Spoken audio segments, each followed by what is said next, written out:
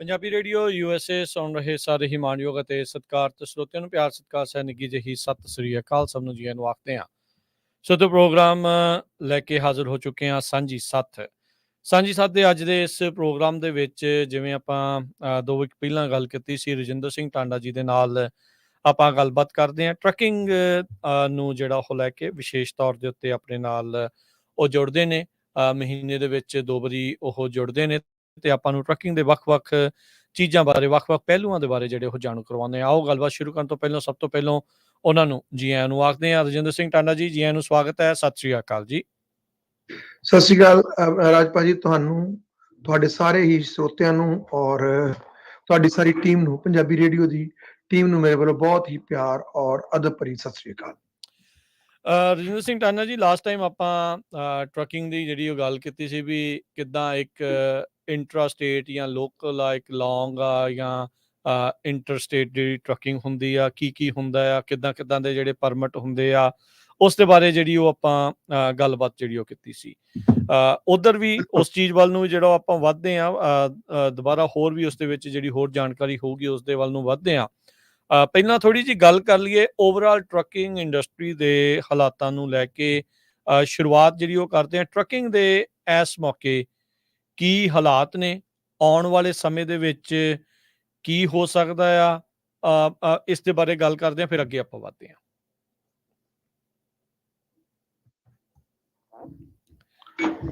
ਜੀ ਰਜਿੰਦਰ ਸਿੰਘ ਜੀ, ਆਵਾਜ਼ ਸੁਣ ਰਹੇ ਆ?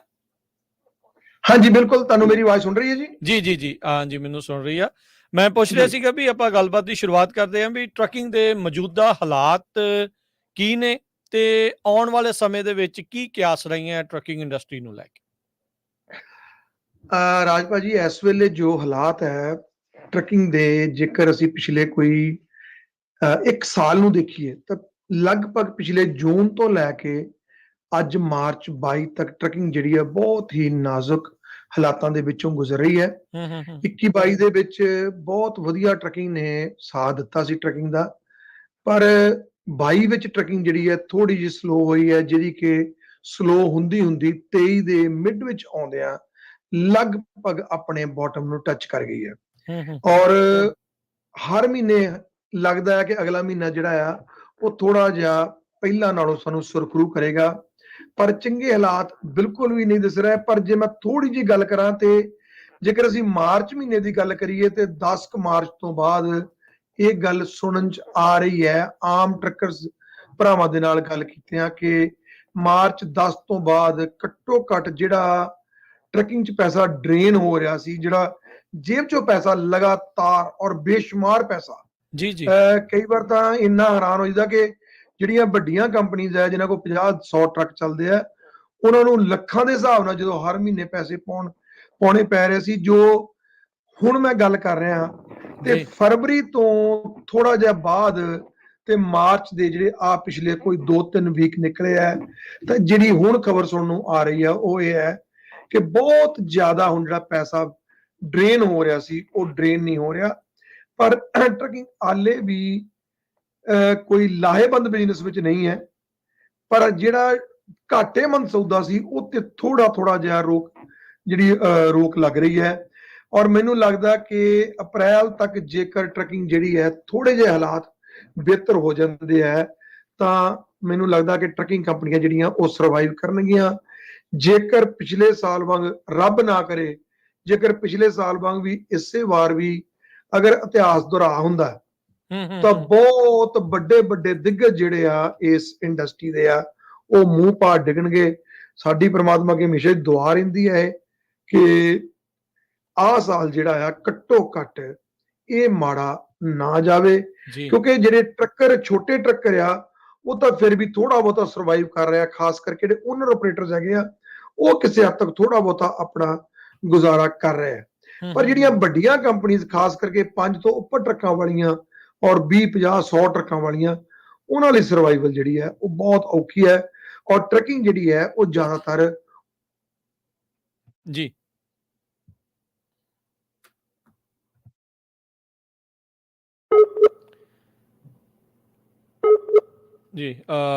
ਲੱਗਦਾ ਥੋੜੀ ਕਨੈਕਸ਼ਨ ਦੀ ਦਿੱਕਤ ਆਈ ਆ। ਸਾਡਾ ਕਨੈਕਸ਼ਨ ਰਜਿੰਦਰ ਸਿੰਘ ਟਾਂਡਾ ਜੀ ਦੇ ਨਾਲ ਸੰਪਰਕ ਜਿਹੜਾ ਆ ਉਹ ਥੋੜ੍ਹਾ ਜਿਹਾ ਲੋਸ ਹੋਇਆ ਆ, ਅਤੇ ਕੁਛ ਹੀ ਚਿਰ ਦੇ ਵਿੱਚ ਜਦੋਂ ਤੱਕ ਇਹ ਕਨੈਕਸ਼ਨ ਮੁੜ ਦੁਬਾਰਾ ਜਿਹੜਾ ਉਹ ਜੁੜਦਾ ਆ, ਤਾਂ ਆਪਾਂ ਉਹਨਾਂ ਦੇ ਨਾਲ ਗੱਲਬਾਤ ਜਿਹੜੀ ਉਹ ਕਰਦੇ ਹਾਂ। ਪਰ ਉਹੀ ਗੱਲ, ਜਿੱਦਾਂ ਰਜਿੰਦਰ ਸਿੰਘ ਟਾਂਡਾ ਜੀ ਆਪਾਂ ਨੂੰ ਦੱਸ ਰਹੇ ਆ ਵੀ ਟਰੱਕਿੰਗ ਦੇ ਹਾਲਾਤ ਜੋ ਪਿਛਲੇ ਕੁਛ ਕੁ ਸਾਲਾਂ ਤੋਂ ਜਿਹੜੇ ਉਹ ਚੱਲ ਰਹੇ ਸੀਗੇ, ਉਹ ਕਾਫੀ ਡਾਵਾਂਡੋਲ ਸੀਗੇ। ਆਪਾਂ ਜੇ ਓਵਰਆਲ ਆਖੀਏ ਤਾਂ ਸਥਿਤੀ ਕੋਈ ਇੰਨੀ ਚੰਗੀ, ਇੰਨੀ ਉਸਾਰੂ ਨਹੀਂ ਸੀ।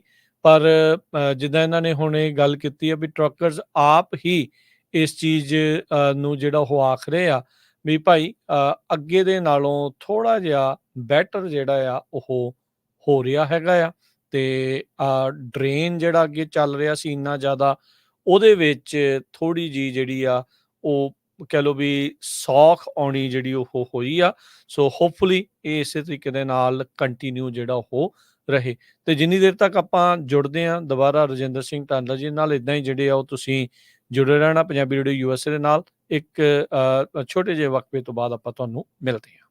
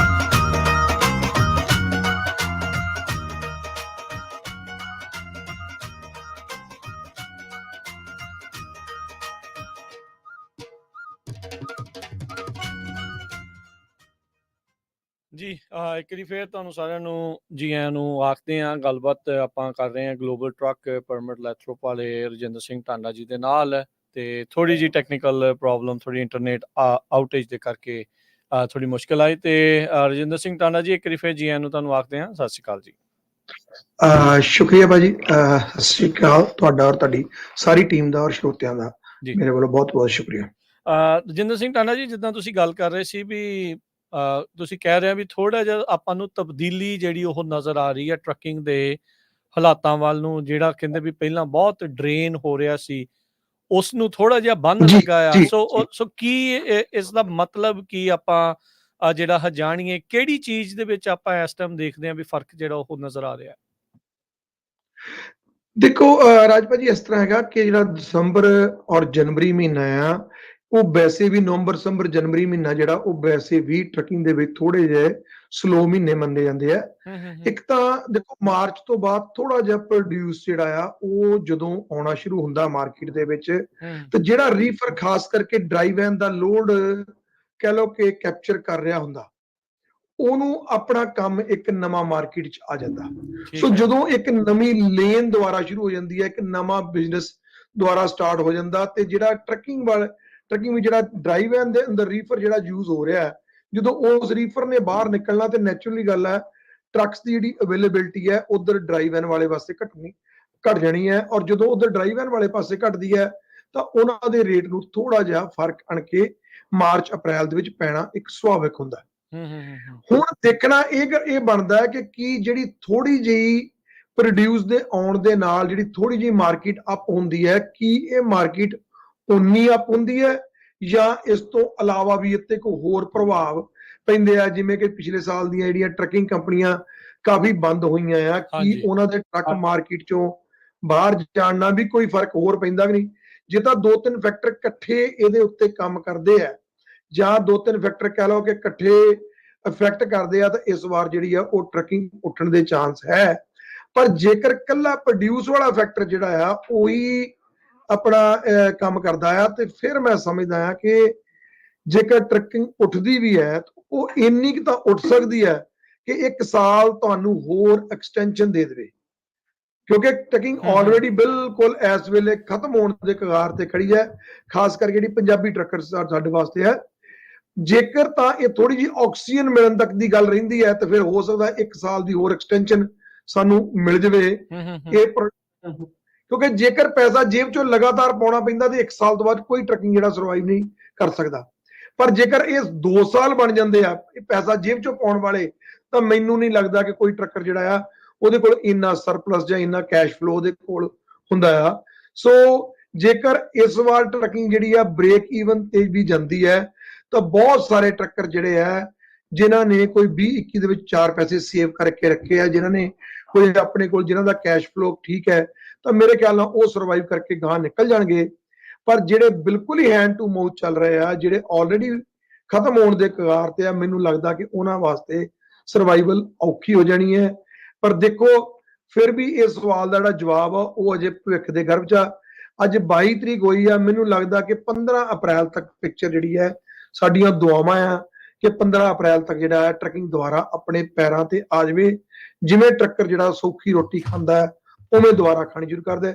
ਸੋ 20-25 ਦਿਨ, 1 ਮਹੀਨਾ ਹਾਰਡ ਹੋਰ ਹੈ, 1 ਮਹੀਨੇ ਬਾਅਦ ਸਾਡੇ ਮੂਹਰੇ ਪਿਕਚਰ ਜਿਹੜੀ ਹੈ ਉਹ ਬਹੁਤ ਕਲੀਅਰ ਹੋਣ ਦੇ ਆਸਾਰ ਹੈ। ਆਪਾਂ ਰਜਿੰਦਰ ਸਿੰਘ ਟਾਂਡਾ ਜੀ, ਆਪਾਂ ਦੇਖਦੇ ਹਾਂ ਵੀ ਕਿਸ ਤਰੀਕੇ ਦੇ ਨਾਲ ਇਸ ਮੌਕੇ ਇਕੋਨਮੀ ਨੂੰ ਲੈ ਕੇ, ਇਨਫਲੇਸ਼ਨ ਨੂੰ ਲੈ ਕੇ, ਹੋਰ ਵੀ ਕਈ ਕੁਛ ਜਿਹੜਾ ਉਹ ਚੱਲ ਰਿਹਾ। ਅਕਸਰ ਇਹ ਆਖਿਆ ਜਾਂਦਾ ਵੀ ਇਕੋਨਮੀ ਨੇ ਕਿਸ ਪਾਸੇ ਵੱਲ ਨੂੰ ਜਾਣਾ, ਟਰੱਕਿੰਗ ਦੇ ਵਿੱਚ ਸਭ ਤੋਂ ਪਹਿਲਾਂ ਪ੍ਰਭਾਵ ਜਿਹੜੇ ਉਹ ਨਜ਼ਰ ਆਉਂਦੇ ਆ।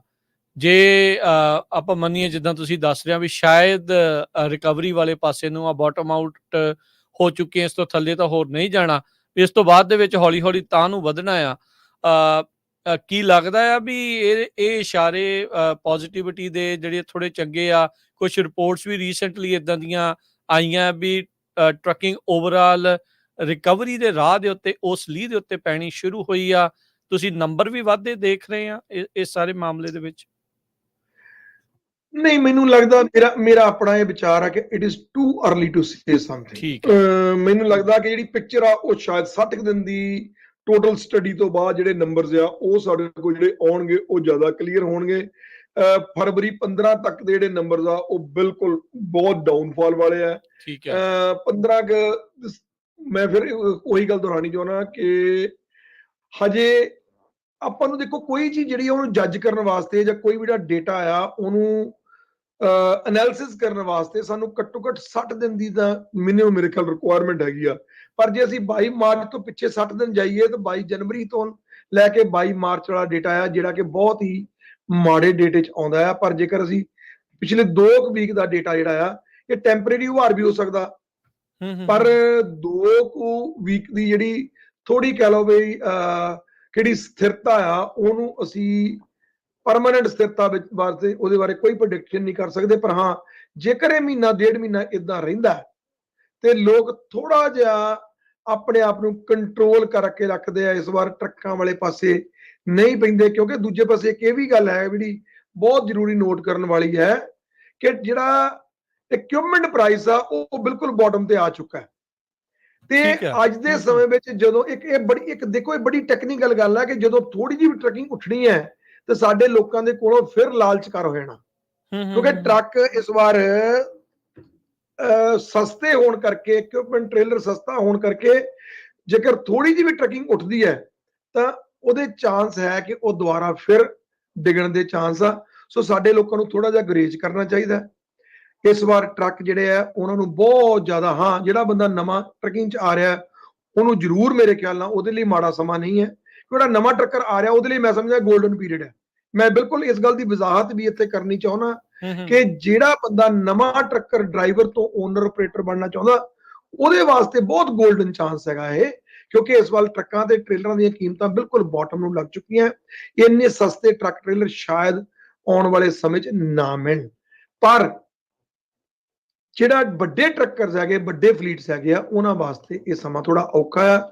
ਔਰ 15 ਅਪ੍ਰੈਲ ਤੱਕ ਸਾਨੂੰ ਹਰ ਚੀਜ਼ ਵਾਸਤੇ, ਕਿਸੇ ਵੀ ਤਰ੍ਹਾਂ ਦੀ ਐਕਸਪੈਂਸ਼ਨ ਵਾਸਤੇ, ਕੋਈ ਵੱਡਾ ਹੋਰ ਖਰਚਾ ਕਰਨ ਤੋਂ ਪਹਿਲਾਂ, ਕੋਈ ਯਾਰਡ ਲੈਣ ਤੋਂ ਪਹਿਲਾਂ ਸਾਨੂੰ ਹਜੇ ਥੋੜਾ ਜਿਹਾ ਕੰਟਰੋਲ ਕਰਨਾ ਚਾਹੀਦਾ ਕਿ ਟਰੱਕਿੰਗ ਕਿੱਧਰ ਨੂੰ ਜਾਏਗੀ।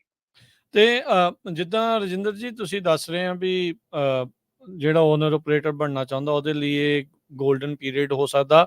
ਇਕਵਿਪਮੈਂਟ ਦੇ ਲਿਹਾਜ਼ ਤੋਂ ਸਪੌਟ ਰੇਟਸ ਤੇ ਲੇਨਸ ਕੀ ਉਹ ਵੀ ਉਹਨੂੰ ਉਸ ਪਾਸੇ ਵੱਲ ਨੂੰ ਖਿੱਚ ਕੇ ਉਹ ਬਚਾਅ ਹੋ ਜਾਊਗਾ, ਚਲਾ ਹੋ ਜਾਊਗਾ ਜੇ ਇਕਵਿਪਮੈਂਟ ਔਖੇ ਸੌਖੇ ਹੋ ਕੇ ਲੈ ਵੀ ਲੈਂਦੇ ਆ? ਰਾਏ ਭਾਈ ਦੇਖੋ ਗੱਲ ਕੀ ਹੈ ਕਿ ਟਰੱਕਿੰਗ ਦਾ ਖਰਚਾ ਕੀ ਹੈ। ਦੇਖੋ ਟਰੱਕਿੰਗ ਨੂੰ ਜਦੋਂ ਮਾਰਦਾ ਖਰਚਾ ਮਾਰਦਾ। ਤੁਸੀਂ ਇੱਕ ਦੇਖੋ ਟਰੱਕਿੰਗ ਨੂੰ ਰੇਟ ਡਿੱਗਿਆ ਇੰਨਾ ਨਹੀਂ ਮਾਰਦਾ ਜਿੰਨਾ ਖਰਚਾ ਮਾਰਦਾ। ਕਾਰਨ ਇਹ ਹੈਗਾ ਕਿ ਜਿਹੜਾ ਬੰਦਾ ਇੱਕ 2 ਲੱਖ ਦਾ ਟਰੱਕ ਜਾਂ ਪੌਣੇ 2 ਲੱਖ ਦਾ ਟਰੱਕ ਤੇ 1 ਲੱਖ ਦਾ ਟ੍ਰੇਲਰ ਲੈ ਕੇ ਪੌਣੇ 3 ਲੱਖ ਦੀ ਪੇਮੈਂਟ ਕਰ ਰਿਹਾ ਤੇ ਪੌਣੇ 3 ਲੱਖ ਉੱਤੇ ਜਾਂ 2.5 ਲੱਖ ਉੱਤੇ ਉਹ ਇੰਸ਼ੋਰੈਂਸ ਦੇ ਰਿਹਾ, ਵਰਸਿਸ ਉਹ ਬੰਦਾ ਜਿਹੜਾ ਅੱਜ 50 ਜਾਂ 60 ਹਜ਼ਾਰ ਦਾ ਟਰੱਕ ਲੈ ਕੇ ਤੇ 20-25 ਹਜ਼ਾਰ ਦਾ ਟ੍ਰੇਲਰ ਲੈ ਕੇ 70-75 ਹਜ਼ਾਰ ਚ ਇਕਵਿਪਮੈਂਟ ਜਿਹੜਾ ਆਪਣਾ ਲੈ ਕੇ ਰੋਡ ਤੇ ਪਾ ਰਿਹਾ, ਉਹਦੇ ਖਰਚੇ ਵਿੱਚ ਕਰੀਬ 4 ਤੋਂ 5 ਹਜ਼ਾਰ ਜਿਹੜਾ ਉਹ ਮਹੀਨੇ ਦਾ ਖਰਚਾ ਜਿਹੜਾ ਆ ਉਹ ਫਰਕ ਪੈਣਾ। ਸੋ 4000 ਖਰਚਾ ਕਰਨ ਵਾਸਤੇ ਤੁਹਾਨੂੰ ਘੱਟੋ ਘੱਟ ਵੀ 10 ਤੋਂ ਲੈ ਕੇ 12000 ਦੀ ਗ੍ਰੋਸ ਜਿਹੜੀ ਹੈ ਉਹ ਵੱਧ ਕਰਨੀ ਪਏਗੀ, 15000 ਦੀ ਗ੍ਰੋਸ, ਤਾਂ ਕਿ ਤੁਸੀਂ 4000 ਦਾ ਆਪਣਾ ਖਰਚਾ ਜਿਹੜਾ ਉਹ ਕੱਢ ਸਕੋ। ਠੀਕ ਹੈ। ਸੋ ਇੱਕ ਉਹ ਬੰਦਾ ਜਿਹੜਾ ਜਿੰਨੇ ਹਾਈ ਪ੍ਰਾਈਸ ਦੇ ਵਿੱਚ ਟਰੱਕ ਲਿਆ, ਅਗਰ ਉਹ 35000 ਦੀ ਗ੍ਰੋਸ ਕਰਦਾ, ਕੰਪੈਰੀਟਿਵਲੀ ਉਹ ਬੰਦਾ ਜਿੰਨੇ 70-80 ਰੁਪਏ ਦਾ ਸਾਰਾ ਇਕਵਿਪਮੈਂਟ ਲੈ ਕੇ ਰੋਡ ਤੇ ਪਾਇਆ ਉਹਨੂੰ ਗ੍ਰੋਸ 18-20-22 ਦੀ 23,000 ਦੀ ਗ੍ਰੋਸ ਨਾਲ ਵੀ ਉਹਦਾ ਘਰ ਜਿਹੜਾ ਹੈ ਉਹ ਪੂਰਾ ਹੁੰਦਾ ਹੈ, ਜਿਹਨੇ ਆਪ ਆਪਣਾ ਟਰੱਕ ਚਲਾਉਣਾ। ਫਿਰ ਬਾਰ-ਬਾਰ ਲਫ਼ਜ਼ ਕਹਿ ਰਿਹਾ ਜਿਹੜਾ ਓਨਰ ਆਪਰੇਟਰ ਮੈਂ ਉਹਦੀ ਗੱਲ ਕਰ ਰਿਹਾ, ਮੈਂ ਡਰਾਈਵਰ ਰੱਖ ਕੇ ਗੱਲ ਨਹੀਂ ਕਰ ਰਿਹਾ। ਸੋ ਕਹਿਣ ਦਾ ਭਾਵ ਇਹ ਹੈ ਕਿ ਜੇਕਰ ਆਪਣੇ ਸਪੌਟ ਰੇਟ ਘਟਦੇ ਵੀ ਆ ਜਾਂ ਇੱਥੇ ਵੀ ਖੜੇ ਰਹਿੰਦੇ ਆ ਤਾਂ ਵੀ ਜੇਕਰ ਉਹਦਾ ਖਰਚਾ 4-5 ਹਜ਼ਾਰ ਮਹੀਨੇ ਦਾ ਘਟਦਾ ਆ ਤਾਂ ਉਹਦੇ ਸਰਵਾਈਵਲ ਦੇ ਚਾਂਸ ਹੈਗੇ ਆ, ਕਿਉਂਕਿ ਹਰ ਚੀਜ਼ ਇਸ ਵੇਲੇ ਬਾਟਮ ਨੂੰ ਜਾ ਚੁੱਕੀ ਹੈ। ਇਸ ਤੋਂ ਇਲਾਵਾ ਜੇ ਥੋੜਾ ਬਹੁਤਾ ਵੀ ਇਸ ਟਰੱਕਿੰਗ ਇੰਡਸਟਰੀ ਵਿੱਚ ਥੋੜਾ ਬਹੁਤਾ ਵਾਧਾ ਆਉਂਦਾ ਆ ਤਾਂ ਓਨਰ ਆਪਰੇਟਰ ਜਿਹੜਾ ਉਹ ਵਿਨ-ਵਿਨ ਸਿਚੁਏਸ਼ਨ ਦੇ ਵਿੱਚ ਉਹ ਜਾਏਗਾ, ਕਿਉਂਕਿ ਉਹਨੇ ਅੱਜ ਦੀ ਡੇਟ ਵਿੱਚ ਸਭ ਤੋਂ ਸਸਤਾ ਟਰੱਕ ਤੇ ਸਭ ਤੋਂ ਸਸਤਾ ਟ੍ਰੇਲਰ ਤੇ ਨੈਚੁਰਲੀ ਗੱਲ ਹੈ ਕਿ ਉਹਦੀ ਇੰਸ਼ੋਰੈਂਸ ਵੀ ਉਨੀ ਸਸਤੀ ਹੈ, ਉਹਨੇ ਉਹ ਜਿਹੜਾ ਕਹਿ ਲਓ ਅਪਰਚੁਨਿਟੀ ਜਿਹੜੀ ਹੈ ਉਹ ਅਵੇਲ ਕਰ ਲਈ ਹੈ।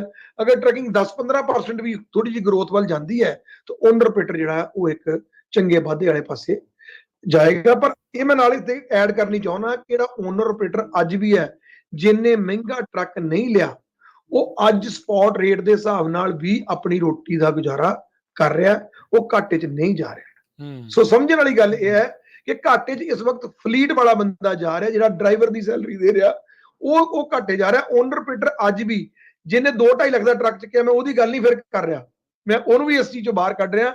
ਜਿਹੜੇ ਬੰਦੇ ਨੇ ਇੱਕ ਨਾਰਮਲ ਟਰੱਕ ਦਾ ਪ੍ਰਾਈਸ ਦੇ ਕੇ ਟਰੱਕ ਲਿਆ ਆ, ਅੱਜ ਦੀ ਡੇਟ ਵਿੱਚ ਉਹ ਆਪਣੇ ਖਰੇ ਇੱਕ ਸਰਵਾਈਵਰ ਮੋਡ ਦੇ ਵਿੱਚ ਜਾ ਰਿਹਾ।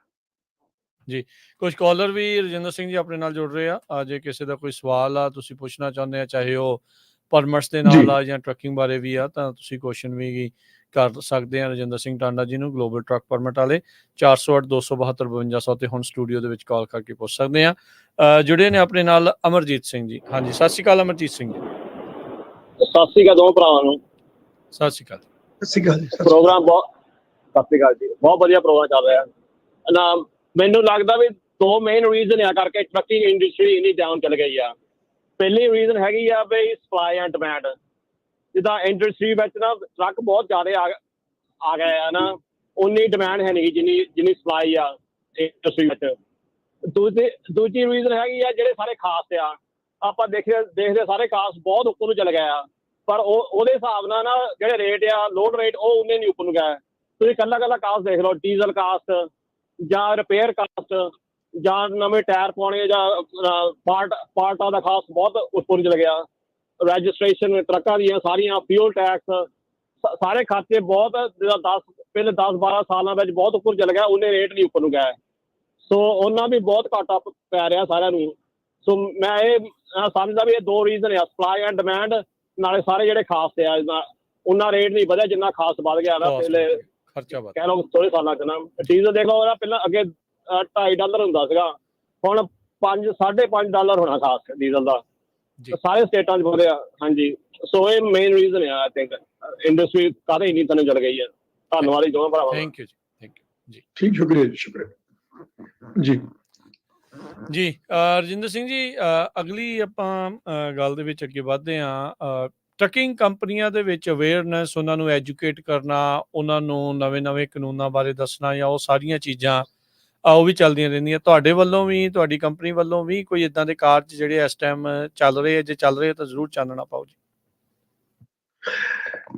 ਬਿਲਕੁਲ ਰਾਜ ਭਾਜੀ, ਮੈਂ ਇੱਕ ਤਾਂ ਸੋਸ਼ਲ ਮੀਡੀਆ ਦਾ ਸਹਾਰਾ ਲੈ ਕੇ ਟਿਕਟੌਕ ਵਗੈਰਾ ਤੇ ਜਾਂ ਫੇਸਬੁੱਕ ਤੇ ਅਕਸਰ ਹਫ਼ਤੇ 'ਚ ਇੱਕ ਵਾਰੀ ਜਿਹੜੀ ਵੀ ਮੈਂ ਜ਼ਿਆਦਾਤਰ ਟਰੱਕਿੰਗ ਇੰਡਸਟਰੀ ਦੇ ਜਿਹੜਾ ਇਕੋਨਮੀ ਨਾਲ ਸੰਬੰਧਿਤ ਘੱਟ ਗੱਲ ਕਰਦਾ ਹਾਂ, ਮੇਰੀ ਆਦਤ ਹੈ, ਕਿਉਂਕਿ ਮੇਰਾ ਉਹ ਫੀਲਡ ਨਹੀਂ ਹੈ। ਬੇਸ਼ੱਕ ਜਿਹੜਾ ਅੱਜ ਦੇ ਵੀ ਜਿਹੜੇ ਤੁਹਾਡੇ ਸਵਾਲ ਆ ਵਿੱਚ ਕੋਈ ਡਾਊਟ ਨਹੀਂ, ਮੈਂ ਓਪਨਲੀ ਗੱਲ ਕਹਿਣਾ ਕਿ ਮੇਰਾ ਉਹ ਫੀਲਡ ਨਹੀਂ, ਪਰ ਹਾਂ ਕਿਉਂਕਿ ਟਰੱਕਿੰਗ ਵਿੱਚ ਅਸੀਂ ਜੁੜੇ ਹਾਂ ਟਰੱਕਿੰਗ ਦੇ ਨਾਲ, ਸੋ ਉਹਦੀਆਂ ਜਿਹੜੀਆਂ ਅਪ ਐਂਡ ਡਾਊਨ ਆ ਤੁਹਾਨੂੰ ਥੋੜਾ ਜਿਹਾ ਉਹਨੂੰ ਵਾਚ ਕਰਨਾ ਪੈਂਦਾ, ਪਰ ਮੇਰਾ ਇਹ ਫੀਲਡ ਨਹੀਂ, ਕਿਉਂਕਿ ਮੈਂ ਇਕੋਨਮੀ ਦੇ ਨਾਲ ਸੰਬੰਧਿਤ ਬੰਦਾ ਨਹੀਂ ਗਾ। ਮੇਰਾ ਜ਼ਿਆਦਾ ਸੰਬੰਧ ਕਿਉਂਕਿ ਕੰਪਲਾਇੰਸ ਦੇ ਨਾਲ ਹੈ, ਕਾਨੂੰਨ ਦੇ ਨਾਲ ਆ, ਟਰੱਕ ਨੂੰ ਰੋਡ ਦੇ ਉੱਤੇ ਸੇਫ ਚਲਾਉਣ ਦੇ ਨਾਲ ਹੈ। ਸੋ ਮੇਰਾ ਜ਼ਿਆਦਾ ਕੰਸੈਂਟਰੇਸ਼ਨ ਉਧਰ ਹੀ ਰਹਿੰਦੀ ਹੈ, ਜਾਂ ਕਹ ਲਓ ਮੇਰੀਆਂ ਐਕਸਪਰਟਿਜ਼ ਜਿਹੜੀਆਂ ਆ ਉਧਰ ਹਨ। ਸੋ ਮੈਂ ਇੱਕ ਤਾਂ ਗਾਹੇ ਬਗਾਹੇ ਫੇਸਬੁੱਕ ਦੇ ਉੱਤੇ ਲਿਖ ਕੇ ਜਾਂ ਫੇਸਬੁੱਕ ਤੇ ਵੀਡੀਓਜ਼ ਪਾ ਕੇ ਜਾਂ ਟਿਕਟੌਕ ਤੇ ਵੀਡੀਓਜ਼ ਪਾ ਕੇ ਜਿਹੜਾ ਮੈਂ ਨਾਰਮਲ ਲੋਕਾਂ ਨੂੰ ਨਵੇਂ ਆ ਰਹੇ ਕਾਨੂੰਨਾਂ ਬਾਰੇ ਜਾਣਕਾਰੀ ਦਿੰਦਾ ਰਹਿਣਾ। ਪਰ ਜਿਹੜਾ ਹੁਣ ਅਸੀਂ ਨਵਾਂ ਕੰਮ ਸ਼ੁਰੂ ਕੀਤਾ, ਜਿਹਦੇ ਬਾਰੇ ਕਿ ਮੈਂ ਬੜਾ ਪ੍ਰਾਊਡਲੀ ਇਹ ਫੀਲ ਕਰਦਾ ਹਾਂ ਔਰ ਕਹਿ ਵੀ ਰਿਹਾ ਮੈਂ ਤੁਹਾਡੀ ਪਲੇਟਫਾਰਮ ਯੂਜ਼ ਕਰਕੇ ਵੀ ਇਹ ਗੱਲ ਕਹਿਣੀ ਚਾਹੁੰਦਾ ਕਿ ਅਸੀਂ ਸਟਾਕਟਨ ਦੇ ਵਿੱਚ ਕੈਲੀਫੋਰਨੀਆ ਹਾਈਵੇ ਪੈਟਰੋਲ ਸੈਕਰਾਮੈਂਟੋ ਦੇ ਆਫਿਸ ਨਾਲ ਰਲ ਕੇ ਤੇ ਅਸੀਂ ਇੱਕ ਪੰਜਾਬੀ ਭਰਾਵਾਂ ਲਈ ਡੈਡੀਕੇਟਡ ਇੱਕ ਜਿਹੜਾ ਕਹਿ ਲਓ ਕਿ ਇੱਕ ਟ੍ਰੇਨਿੰਗ ਪ੍ਰੋਗਰਾਮ ਸ਼ੁਰੂ ਕੀਤਾ, ਜਿਹਦੇ ਵਿੱਚ ਟਰੱਕਰਸ ਨੂੰ, ਚਾਹੇ ਉਹ ਸਿੰਗਲ ਓਨਰ ਆਪਰੇਟਰ ਹੈ, ਚਾਹੇ ਉਹ ਫਲੀਟਸ ਦੇ ਮਾਲਕ ਹੈ, ਉਹਨਾਂ ਨੂੰ 2 ਮਹੀਨੇ 'ਚ ਇੱਕ ਵਾਰੀ CHP ਦੇ ਆਫਿਸਰ, ਜਿਨ੍ਹਾਂ 'ਚ ਬਕਾਇਦਾ ਪੰਜਾਬੀ ਜਾਂ ਹਿੰਦੀ ਸਪੀਕਿੰਗ ਜਿਹੜੇ ਆ ਆਫਿਸਰ ਆ, ਉਹ ਆਇਆ ਕਰਨਗੇ। ਅਸੀਂ ਉਹਨਾਂ ਨੂੰ ਜਗ੍ਹਾ ਪ੍ਰੋਵਾਈਡ ਕਰਾਂਗੇ ਇਸ ਏਰੀਆ ਦੇ ਵਿੱਚ, ਔਰ ਜਿੰਨੇ ਵੀ ਵੱਧ ਤੋਂ ਵੱਧ 50, 100, 200 ਬੰਦਾ ਜਿੰਨਾ ਵੀ, ਉਹ ਹਰ ਵਾਰੀ ਇੱਕ ਟੌਪਿਕ ਜਿਹੜਾ ਆ ਉਹਨੂੰ ਕੰਸੈਂਟਰੇਟ ਕਰਿਆ ਕਰਨਗੇ, ਇੱਕ ਫੋਕਸ ਕਰਿਆ ਕਰਨਗੇ, ਜਿਹਦੇ ਵਿੱਚ ਤੁਹਾਡੀਆਂ ਡਰਾਈਵਰ ਐਪਲੀਕੇਸ਼ਨਸ ਹੈਗੀਆਂ ਆ, ਤੁਹਾਡਾ ਡਰੱਗ ਟੈਸਟਿੰਗ ਹੈਗਾ ਆ, ਮੇਨਟੇਨੈਂਸ ਰੈਕਡ ਹੈਗਾ ਆ, ਕਲੀਅਰਿੰਗ ਹਾਊਸ ਹੈਗਾ ਆ, ਆਵਰਸ ਆਫ ਸਰਵਿਸ ਜਿਹਨੂੰ ਤੁਸੀਂ ਲੌਗ ਬੁੱਕ ਆਪਾਂ ਕਹਿੰਦੇ ਆ, ਇਹਨਾਂ ਸਾਰੇ ਟੌਪਿਕਸ ਦੇ ਉੱਤੇ, ਇਹ ਸਾਰੇ ਸ਼ੇਕ ਟੌਪਿਕ ਬਣਦੇ ਆ ਜਦੋਂ ਇੱਕ ਪੁਲਿਸ ਵਾਲਾ ਤੁਹਾਡੇ ਕੋਲ ਆਡਿਟ ਕਰਨ ਆਉਂਦਾ, ਚਾਹੇ ਉਹ DOT ਵਾਲਾ ਚਾਹੇ CHP ਵਾਲਾ, ਜਦੋਂ ਉਹ ਤੁਹਾਡੇ ਕੋਲ ਆਡਿਟ ਕਰਨ ਆਉਂਦਾ ਤੇ ਉਹ ਤੁਹਾਡੇ ਕੋਲ ਇਹ 5 ਜਾਂ 6 ਟੌਪਿਕਸ ਬਾਰੇ ਤੁਹਾਡੇ ਨਾਲ ਮੋਸਟਲੀ ਗੱਲ ਕਰਦਾ ਜਾਂ ਇਹਦੇ ਬਾਰੇ ਤੁਹਾਡਾ ਪੇਪਰ ਵਰਕ ਦੇਖਦਾ।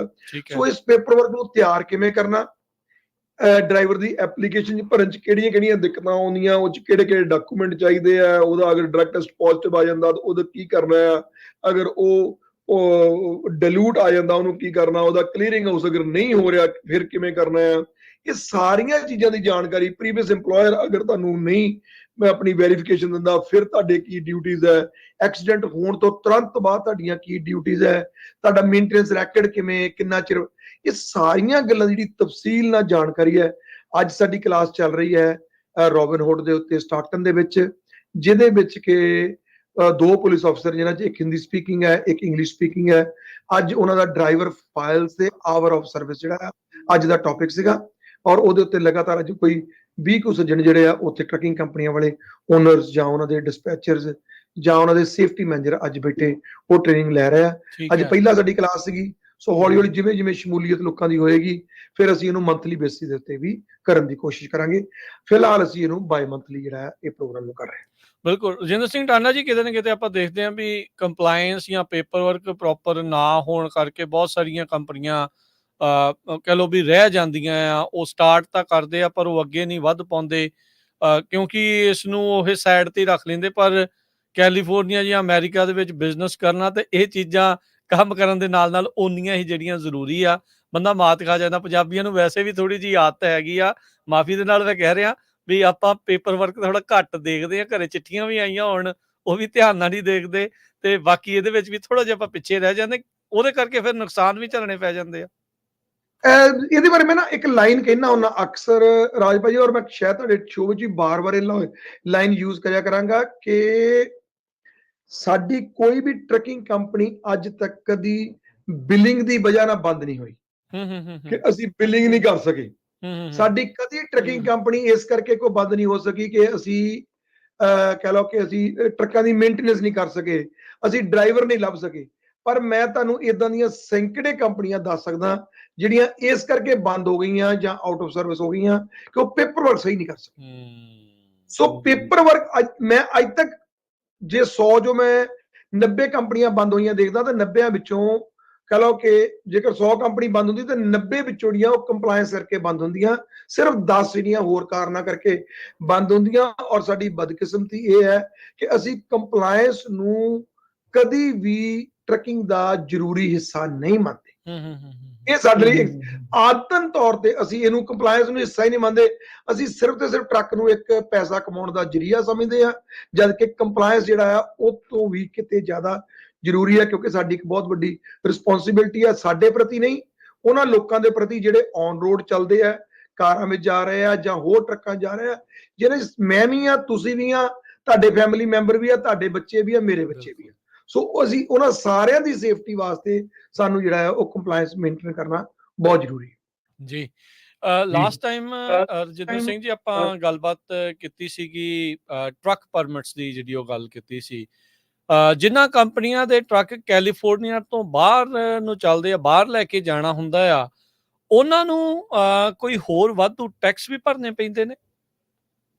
ਹਾਂਜੀ ਬਿਲਕੁਲ। ਆਪਣੇ ਰਾਜਪਾਲ ਜੀ, ਜਦੋਂ ਮੈਂ ਆਪਾਂ ਗੱਲ ਕੀਤੀ ਸੀ ਨਾ ਕਿ ਜਦੋਂ ਟਰੱਕਿੰਗ ਕੰਪਨੀ ਇੰਟਰਸਟੇਟ ਹੁੰਦੀ ਹੈ, ਜਿਹੜੇ ਬੇਸਿਕ ਪਰਮਿਟ ਹੈਗੇ ਨੇ ਕੈਲੀਫੋਰਨੀਆ ਦਾ CA number, motor carrier permit, DOT number ਵਗੈਰਾ ਹੈਗੇ ਆ, ਉਸ ਤੋਂ ਬਾਅਦ ਜਦੋਂ ਤੁਸੀਂ ਬਾਹਰ ਨਿਕਲਦੇ ਹੋ ਤਾਂ ਤੁਹਾਨੂੰ ਜਿਹੜਾ ਸਭ ਤੋਂ ਪਹਿਲਾ ਪਰਮਿਟ ਲੋੜ ਪੈਂਦੀ ਉਹਨੂੰ ਕਹਿੰਦੇ IFTA, international fuel tax agreement.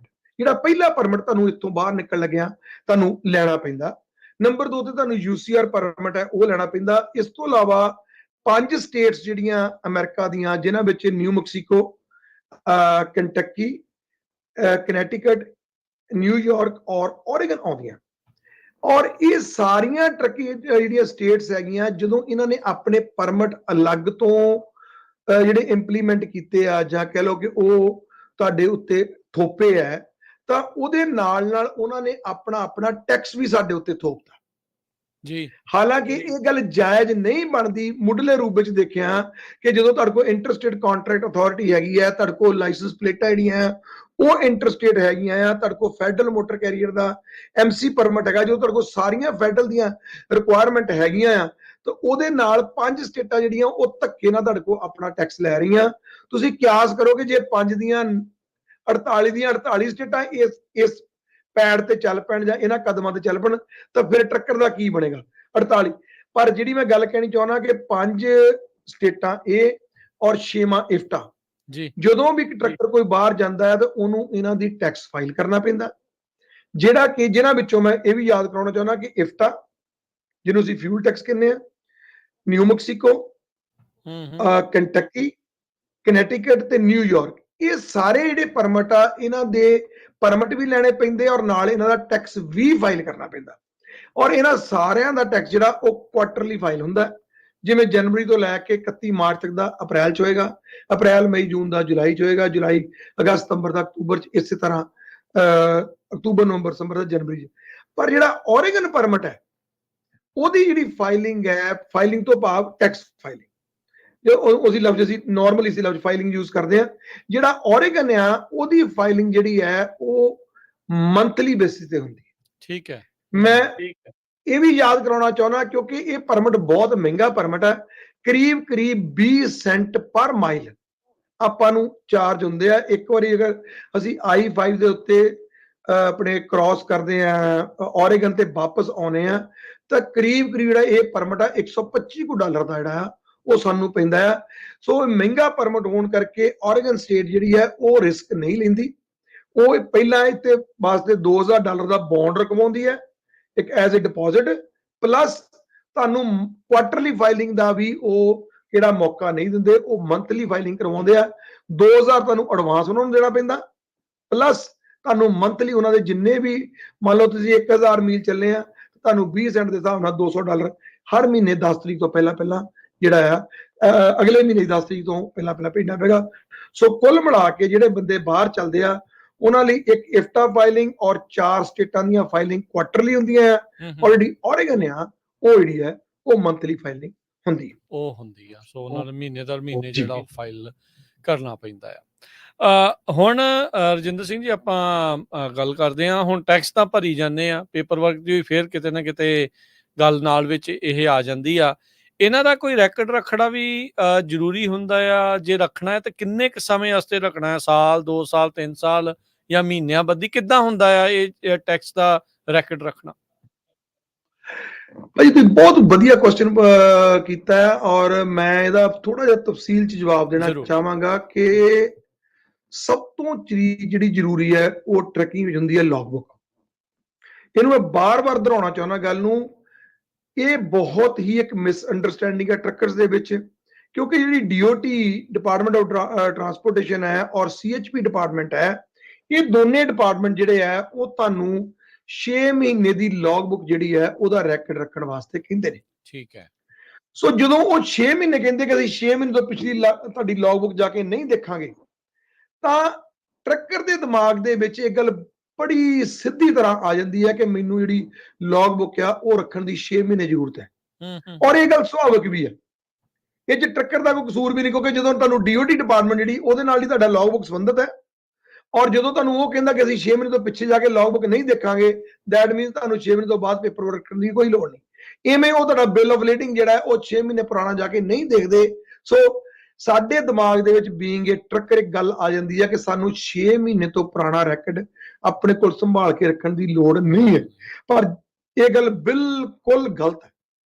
ਠੀਕ ਹੈ। ਉਹਦਾ ਕਾਰਨ ਤੁਹਾਨੂੰ ਮੈਂ ਸਮਝਾਉਣ ਲੱਗਾ ਕਿਉਂਗਾ, ਮੈਂ ਕੱਲੀ ਗੱਲ ਤੇ ਆਉਣ ਲੱਗਾ। ਜਿਵੇਂ ਤੁਹਾਡੀ IRP ਜਿਹਨੂੰ ਅਸੀਂ ਪਲੇਟਾਂ ਕਹਿੰਦੇ ਆ, ਜਿਹਨੂੰ ਅਸੀਂ ਇੰਟਰਸਟੇਟ ਦੀਆਂ ਪਲੇਟਾਂ ਕਹਿੰਦੇ ਆ, ਜਦੋਂ ਅਸੀਂ ਉਹ ਰਿਨਿਊ ਕਰਦੇ ਆ ਤਾਂ ਉਹਦੇ ਵਿੱਚ ਅਸੀਂ ਤੁਹਾਡਾ ਪਿਛਲੇ 2 ਸਾਲ ਦਾ ਰੈਕਡ ਮਾਈਲੇਜ ਦਾ ਉਹਦੇ ਵਿੱਚ ਪਾਉਣੇ, ਭਾਵ ਕਿ ਜਿਹੜੀਆਂ ਅੱਜ 24 ਚ ਪਲੇਟਾਂ ਆ ਰਹੀਆਂ ਉਹਦੇ ਵਿੱਚ ਤੁਸੀਂ 22 ਚ ਅੱਧਾ ਸਾਲ ਕਿੰਨਾ ਮੀਲ ਚੱਲੇ ਆ ਔਰ 23 ਦੇ ਅੱਧਾ ਸਾਲ ਕਿੰਨੀਆਂ ਮੀਲਾਂ ਚੱਲੇ ਆ, ਅਸੀਂ ਉਹ ਮਾਈਲਸ ਪਾਉਣੀਆਂ ਹੁੰਦੀਆਂ ਐਪਲੀਕੇਸ਼ਨ ਦੇ ਉੱਤੇ, ਤੇ ਉਸ ਤੋਂ ਬਾਅਦ ਸਾਡਾ ਰੇਟ ਜਿਹੜਾ ਆ ਉਹ ਲੱਗ ਕੇ ਆਉਂਦਾ ਕਿ ਪਲੇਟਾਂ ਮਹਿੰਗੀਆਂ ਹੋਣੀਆਂ ਜਾਂ ਸਸਤੀਆਂ ਹੋਣੀਆਂ। ਠੀਕ ਹੈ।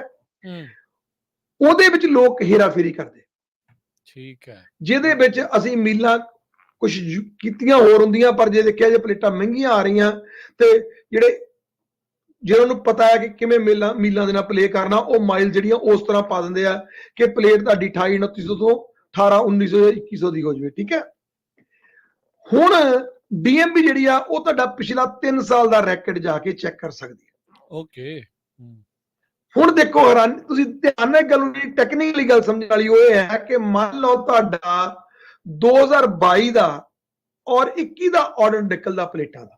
ਠੀਕ ਹੈ, ਤੇ 21 ਦੀਆਂ ਪਲੇਟਾਂ ਕਰਨ ਵੇਲੇ ਅਸੀਂ ਜਿਹੜੀਆਂ ਮਾਈਲੇਜ ਪਾਈਆਂ ਆ ਉਹ ਪਾਈਆਂ 2019 ਦੀਆਂ ਤੇ 2020 ਦੀਆਂ। 21 ਦੇ ਵਿੱਚ ਤੁਹਾਡੀਆਂ 2019 ਔਰ 20 ਦੀਆਂ ਮਾਈਲੇਜ ਪਾਈਆਂ। ਸੋ ਹੁਣ ਜਦੋਂ ਆਡੀਟਰ ਇਹ ਗੱਲ ਕਹੇਗਾ ਕਿ ਮੈਂ ਤੇਰਾ 3 ਸਾਲ ਪਿਛਲਾ ਮੈਂ ਆਡਿਟ ਕਰ ਸਕਦਾ, ਜਿਹਦੇ ਵਿੱਚ ਇੱਕ ਮੈਂ ਤੇਰਾ 22 ਦਾ ਕਰਨਾ, ਇੱਕ ਮੈਂ ਤੇਰਾ 23 ਦਾ ਆਡਿਟ ਕਰਨਾ, 2023 ਦਾ, ਇੱਕ 22 ਦਾ ਕਰਨਾ, ਤਾਂ ਉਹ ਤੁਹਾਡੇ ਕੋਲ ਜਦੋਂ ਮੀਲਾਂ ਮੰਗੇਗਾ ਉਹ ਅਸਲ ਵਿੱਚ 19 ਤੇ 20 ਦੀਆਂ ਮੰਗੇਗਾ, ਕਿਉਂਕਿ ਉਹ 2 ਸਾਲ ਪਹਿਲਾਂ ਪੈ ਚੁੱਕੀਆਂ, ਪਹਿਲਾਂ ਦੀਆਂ ਪਾਈਆਂ ਸੀ। ਸੋ ਇਹਦਾ ਮਤਲਬ ਕੀ ਹੈ ਕਿ ਜਿਹੜਾ ਬੰਦਾ 2024 ਦੇ ਵਿੱਚ ਪਲੇਟਾਂ ਲੈ ਰਿਹਾ, ਉਹਨੂੰ ਆਪਣਾ ਰੈਕਡ ਜਿਹੜਾ 2019 ਤੋਂ ਰੱਖਣਾ ਪਏਗਾ। ਓਕੇ, ਠੀਕ ਹੈ। ਇਸੇ ਤਰ੍ਹਾਂ ਇਫਟਾ, ਅੱਜ ਜਿਹੜਾ ਇਫਟਾ ਤੁਹਾਡਾ ਆਡਿਟ ਜਿਹੜਾ ਉਹ 3 ਸਾਲ ਪੁਰਾਣਾ ਜਾ ਕੇ ਇਫਟੇ ਦਾ ਆਡਿਟ ਹੋ ਸਕਦਾ। ਹੁਣ ਲੌਗ ਬੁੱਕ ਜਿਹੜੀ ਹੈ ਡਿਪਾਰਟਮੈਂਟ ਆਫ ਟਰਾਂਸਪੋਰਟੇਸ਼ਨ ਨੂੰ ਤਾਂ ਲੌਗ ਬੁੱਕ ਨਹੀਂ ਚਾਹੀਦੀ, ਪਰ ਜੇ ਸਾਡਾ ਇਫਟੇ ਦਾ ਆਡਿਟ ਆਉਂਦਾ 3 ਸਾਲ ਪੁਰਾਣਾ, ਤੇ ਉਹਨਾਂ ਨੇ ਇਹਨੂੰ ਐਜ਼ ਏ ਸਪੋਰਟਿੰਗ ਡਾਕੂਮੈਂਟ ਤੁਹਾਡੇ ਕੋਲ ਬਿੱਲ ਆਫ ਲੀਡਿੰਗ ਵੀ ਲੈਣਾ ਹੈ, ਔਰ ਤੁਹਾਡੇ ਕੋਲ ਲੌਗ ਬੁੱਕ ਜਿਹੜੀ ਹੈ, ਕਿਉਂਕਿ ਜਿਹੜੇ ਮੇਜਰ ਸਪੋਰਟਿੰਗ ਡਾਕੂਮੈਂਟ ਮੰਨੇ ਜਾਂਦੇ ਆ ਉਹ 3 ਮੰਨੇ ਜਾਂਦੇ ਆ, ਡੀਜ਼ਲ ਰਸੀਟਸ, ਤੁਹਾਡੀਆਂ ਆਪਣੀਆਂ ਲੌਗ ਬੁੱਕਸ ਔਰ ਬਿੱਲ ਆਫ ਲੀਡਿੰਗ। ਇਹ 3 ਜਿਹੜੇ ਜਦੋਂ ਵੀ ਤੁਹਾਡਾ ਕੋਈ ਆਡਿਟ ਹੁੰਦਾ ਤੇ ਉਹ ਤੁਹਾਡੇ ਤੋਂ ਘੱਟੋ ਘੱਟ 2 ਸਪੋਰਟਿੰਗ ਡਾਕੂਮੈਂਟ ਮੰਗ ਸਕਦਾ, ਜੋ ਤੁਸੀਂ ਡਿਕਲੇਅਰ ਕੀਤਾ। ਭਾਵ ਕਿ ਤੁਸੀਂ 2023 ਦੇ ਵਿੱਚ ਤੁਸੀਂ ਪਾਈਆਂ ਕਿ ਕੈਲੀਫੋਰਨੀਆ ਦੀਆਂ ਅਸੀਂ 23000 ਮੀਲ ਚੱਲੇ ਆ, ਤਾਂ 2023 ਦੀਆਂ ਜਿਹੜੀਆਂ 23000 ਮੀਲਾਂ ਪਈਆਂ ਆ ਉਹਨੂੰ ਪ੍ਰੂਵ ਕਰਨ ਵਾਸਤੇ ਤੁਹਾਡੇ ਕੋਲ 3 ਡਾਕੂਮੈਂਟ ਹੋ ਸਕਦੇ ਆ, ਇੱਕ ਲੌਗ ਬੁੱਕ, ਇੱਕ ਡੀਜ਼ਲ ਰਸੀਟਸ ਔਰ ਇੱਕ ਬਿੱਲ ਆਫ ਲੀਡਿੰਗ। ਸੋ ਤਿੰਨੇ ਹੀ ਰਸੀਟ। ਇੱਕ ਹੋਰ ਵੱਡੀ ਗੱਲ ਮੈਂ ਬਹੁਤ ਐਡ ਕਰਨੀ ਚਾਹੁੰਦਾ ਟਰੱਕਰ ਭਰਾਵਾਂ ਵਾਸਤੇ, ਕਿ ਜਿਹੜੀ ਸਾਡੀ ELD ਕੰਪਨੀਆਂ ਆ ਉਹ 6 ਮਹੀਨੇ ਤੋਂ ਬਾਅਦ ਦਾ ਡਾਟਾ ਤੁਹਾਨੂੰ ਪ੍ਰੋਵਾਈਡ ਨਹੀਂ ਕਰਦੀਆਂ ਲੌਗ ਬੁੱਕ ਦਾ, ਕਿਉਂਕਿ ਉਹ DOT ਪੁਆਇੰਟ ਤੋਂ ਬਾਅਦ ਪੁਆਇੰਟ ਆਫ ਵਿਊ ਦੇ ਨਾਲ ਉਹ 2 ਮਹੀਨੇ ਤੋਂ ਉੱਪਰ ਦਾ 6 ਮਹੀਨੇ ਤੋਂ ਉੱਪਰ ਦਾ ਡਾਟਾ ਆ ਉਹ ਨਹੀਂ ਤੁਹਾਨੂੰ ਦਿੰਦੀਆਂ। ਸੋ ਤੁਹਾਡੀ ਇਹ ਡਿਊਟੀ ਬਣਦੀ ਹੈ ਕਿ ਤੁਸੀਂ ਜਾਂ ਮੰਥਲੀ ਬੇਸਿਸ ਤੇ, ਜਾਂ ਤੁਸੀਂ 6 ਮਹੀਨੇ ਦੇ ਬੇਸਿਸ ਤੇ, ਜਾਂ ਤੁਸੀਂ ਆਪਣੇ ਕੁਆਟਰ ਬੇਸਿਸ ਤੇ ਜਿੰਨੀ ਵੀ ਤੁਹਾਡੀ ਲੌਗ ਬੁੱਕ ਹੈ ਜਾਂ ਤੁਹਾਡਾ ਫਿਊਲ ਕਾਰਡ ਹੈ, ਉਹਦੀਆਂ ਜਿਹੜੀਆਂ ਰਿਪੋਰਟਸ ਆ ਉਹਨਾਂ ਨੂੰ ਆਪਣੇ ਆਪ ਡਾਊਨਲੋਡ ਕਰਕੇ ਜਾਂ ਉਹਨਾਂ ਕੋ ਮੰਗਾ ਕੇ ਉਹਨਾਂ ਨੂੰ ਆਪਣੀ ਕਿਸੇ ਡਰਾਈਵ ਤੇ ਸੇਵ ਕਰੋ। ਨਹੀਂ ਡਰਾਈਵ ਤੇ ਤੁਸੀਂ, ਅਗਰ ਨਹੀਂ ਤੁਸੀਂ ਟੈਕਨੀਕਲੀ ਨਹੀਂ ਇੰਨੇ ਵਧੀਆ, ਤੇ ਉਹਨਾਂ ਦੇ ਸਿੰਪਲ ਪ੍ਰਿੰਟ ਮਾਰ ਕੇ ਉਹਨਾਂ ਨੂੰ ਕਿਸੇ ਬਾਕਸ ਪਾ ਕੇ ਤੇ ਘਰ ਦੇ ਸਟੋਰ ਦੇ ਅੰਦਰ ਜਿਹੜਾ ਉਹ ਜ਼ਰੂਰ ਰੱਖੋ। ਸੋ ਇੱਕ ਟਰੱਕਰ ਜਿਹੜਾ ਉਹਨੂੰ ਘੱਟ ਤੋਂ ਘੱਟ ਆਪਣਾ ਰਿਕਾਰਡ ਜਿਹੜਾ ਉਹ 5 ਸਾਲ ਰੱਖਣਾ ਚਾਹੀਦਾ। ਖਾਸ ਕਰਕੇ ਜਿਹੜਾ ਤੁਹਾਡਾ ਫਿਊਲ ਕਾਰਡ ਹੈ, ਫਿਊਲ ਕਾਰਡ ਤੁਸੀਂ ਅਕਸਰ ਚੇਂਜ ਕਰ ਲੈਂਦੇ ਆ, ਅੱਜ ਤੁਹਾਨੂੰ ਇੱਧਰ ਡੀਲ ਮਿਲ ਗਈ, ਕੱਲ ਨੂੰ ਉਧਰ ਡੀਲ ਮਿਲ ਗਈ, ਪਰਸੋਂ ਨੂੰ ਉਧਰ ਡੀਲ ਮਿਲ ਗਈ, ਤੁਸੀਂ ਅਕਸਰ ਚੇਂਜ ਕਰਦੇ ਰਹਿੰਦੇ, ਪੁਰਾਣੇ ਕਾਰਡ ਬੰਦ ਕਰ ਦਿੰਦੇ ਆ। ਪਰ ਜੇ ਤੁਹਾਡੇ ਕੋਲ 3 ਸਾਲ ਪੁਰਾਣਾ ਰੈਕਡ ਨਹੀਂ ਹੈ, ਮੈਂ ਤੁਹਾਨੂੰ ਇੱਕ ਐਗਜ਼ਾਮਪਲ ਦੇਣ ਲੱਗਾ ਛੋਟੀ ਜੀ। ਮੇਰਾ ਇੱਕ ਕਲਾਇੰਟ ਹੈ ਜਿਹੜਾ ਕਿ ਲੋਕਲ ਕੈਲੀਫੋਰਨੀਆ ਵਿੱਚ ਟਰੱਕ ਚਲਾਉਂਦਾ ਸੀ ਜੀ, ਉਹਨੇ ਸਿਰਫ 1 ਮਹੀਨੇ ਵਾਸਤੇ 4 ਗੇੜੇ ਵਾਸ਼ਿੰਗਟਨ ਦੇ ਮਾਰੇ, ਸਿਰਫ 1 ਮਹੀਨੇ ਚ। ਠੀਕ ਹੈ, ਜਿਹੜਾ ਬੰਦਾ ਲੋਕਲ ਟਰੱਕ ਚਲਾਉਂਦਾ ਉਹਦਾ ਇਫਟਾ ਜਿਹੜਾ ਹਮੇਸ਼ਾ 0 ਬਣਦਾ, ਉਹਦਾ ਕੋਈ ਪੈਸਾ ਨਹੀਂ ਜਾਣਾ ਹੁੰਦਾ, ਕਿਉਂਕਿ 3 ਸਾਲਾਂ ਚ ਉਹਦਾ ਇੱਕ ਹੀ ਟਰੱਕ ਫ੍ਰਿਜ਼ਨੋ ਤੋਂ ਸੌਰੀ ਬੇਰੀਏ ਤੋਂ ਵਾਸ਼ਿੰਗਟਨ ਗਿਆ, ਤੇ ਇਫਟਾ ਵਾਲੇ ਨੂੰ ਡਾਊਟ ਹੋ ਗਈ, ਉਹਨਾਂ ਨੇ ਉਹਦਾ ਆਡਿਟ ਕੱਢਿਆ। ਠੀਕ ਹੈ, ਉਹ ਇੰਨਾ ਗੈਰ ਜ਼ਿੰਮੇਵਾਰ ਬੰਦਾ ਸੀ ਕਿ ਉਹਨੇ ਇੱਕ ਵੀ ਆਪਣਾ ਡਾਕੂਮੈਂਟ ਸੰਭਾਲ ਕੇ ਨਹੀਂ ਸੀ ਰੱਖਿਆ, ਹਾਲਾਂਕਿ ਉਹਨੂੰ ਟੈਕਸ 1 ਰੁਪਈਆ ਨਹੀਂ ਸੀ ਪੈਣਾ। 4 ਗੇੜੇ ਜਿਹੜੇ ਉਹਨੇ ਲਾਏ ਉਹ ਕੁਝ ਨਹੀਂ ਸਾਂਭਿਆ ਉਹਨੇ ਜਿਹੜੇ 4 ਗੇੜੇ ਲਾਏ ਉਹਦਾ ਪੇਪਰ ਨਹੀਂ ਰੱਖਿਆ, ਜਿਹੜਾ ਲੋਕਲ ਸੀ ਉਹਦਾ ਵੀ ਕੋਈ ਪੇਪਰ ਨਹੀਂ ਰੱਖਿਆ। ਅੱਛਾ, ਜਦੋਂ ਪੁਲਿਸ ਵਾਲਾ ਆਇਆ ਉਹਨੇ ਉਹ 4 ਗੇੜਿਆਂ ਦਾ ਰੈਕਡ ਕੱਢਿਆ, ਉਹਨੇ ਉਹਦੀਆਂ ਡੀਜ਼ਲ ਰਸੀਦਾਂ ਮੰਗੀਆਂ, ਜਦੋਂ ਡੀਜ਼ਲ ਰਸੀਦਾਂ ਨਹੀਂ ਸੀ ਉਹਦੇ ਕੋਲ ਤਾਂ ਉਹਨੇ ਮੈਕਸਿਮਮ ਪੈਨਲਟੀ ਪਾ ਕੇ $19,000 ਉਹਨੂੰ ਫਾਈਨ ਕਰਤਾ।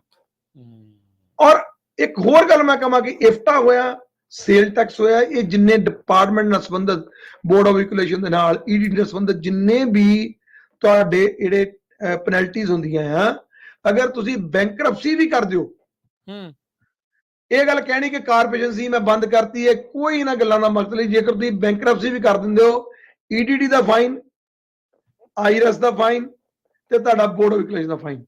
ਇਹ ਤੁਹਾਡੀ ਬੈਂਕਰਪਸੀ ਵਿੱਚ ਵੀ ਵਾਈਪ ਆਊਟ ਨਹੀਂ ਹੁੰਦਾ। ਇਹ ਲੀਨ ਪਊ ਇਹ ਲੀਨ ਪੈਣੀ ਆ ਔਰ ਤੁਹਾਡੀ ਸੋਸ਼ਲ ਸਿਕਿਉਰਿਟੀ ਨਾਲ ਜੋੜ ਦਿੰਦੇ ਆ। ਅਗਰ ਤੁਹਾਡੇ ਅਕਾਊਂਟ ਦੇ ਵਿੱਚ $50,000 ਆ, 60,000 ਦੀ ਪੈਨਲਟੀ ਪਈ ਹੈ ਤਾਂ 50,000 ਕਢਵਾ ਲੈਂਦੇ ਆ। 10,000 ਲਈ ਫਿਰ ਵਾਚ ਕਰਦੇ ਆ ਵੀ ਭਾਈ ਜਿੱਦਣ 10,000 ਅਗਲਾ ਆਊਗਾ ਉਦੋਂ ਵੀ ਕਢਾਵਾਂਗੇ।